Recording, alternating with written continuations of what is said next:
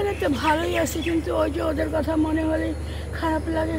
তখন মনে হয় আমি কোথায় উড়ে পাখির মনে হলে পাখির মতন উড়ে চলে যেতাম এক দেশ থেকে আরেক দেশে, যেখানে কেউ নাই, কিছু নাই, সেখানে গিয়ে বসে থাকতে পারতাম। আমার মনে একটু ভালো লাগতো।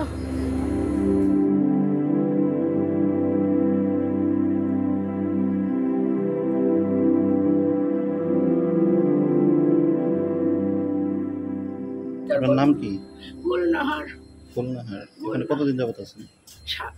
6 বছর 4 মাস। 16 সালে এসেছি, জানুয়ারি 6 তারিখে। কি কারণে এখানে আসেন? ওই যে ঘরের মধ্যে একটু অশান্তি হতো, মানে ছাটকার।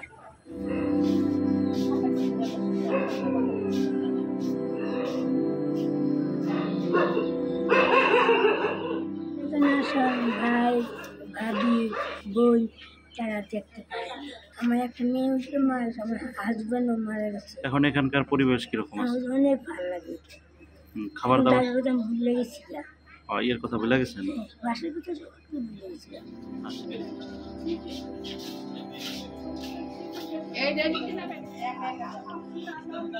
সবাই আমার সাথীরা অনেক।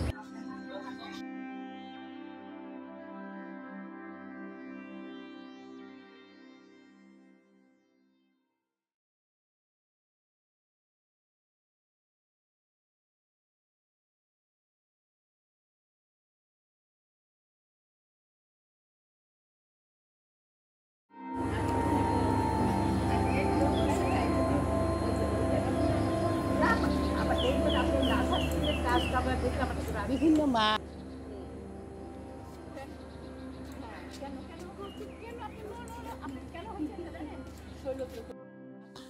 অভাব, যেটা সন্তানের অভাব, সেটা আমি পূরণ করতে পারি না।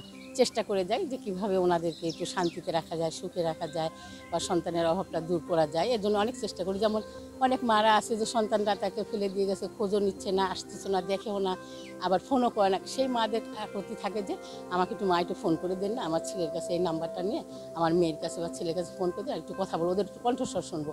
এইরকম অনেক মা আছে ছেলে মেয়েদের কণ্ঠ শোনার জন্য। এটা খুব কষ্টদায়ক, বেদনা দেওয়ার কথা। যে তখন আমি তাদেরকে ফোন দিই বা দিয়ে আমি একটু রাগ করেই কথা বলি যে কেন আপনারা একটু ফোন দিয়ে খবর নেবেন না, আসলেন এত দূর রাস্তা, না আসলেন একটু খবর নেবেন কেমন আছে, একটু আসেন দেখে যান বা একটু কথা বলেন। তখন তাদেরকে একটু ফোন করে কথা বলে অনেক শান্তি পায় তারা।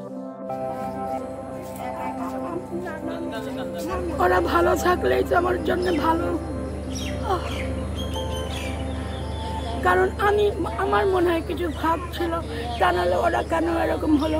আমার মানুষ করার মধ্যেই মনে হয় কিছু কোনো জায়গাটা ভাব ছিল।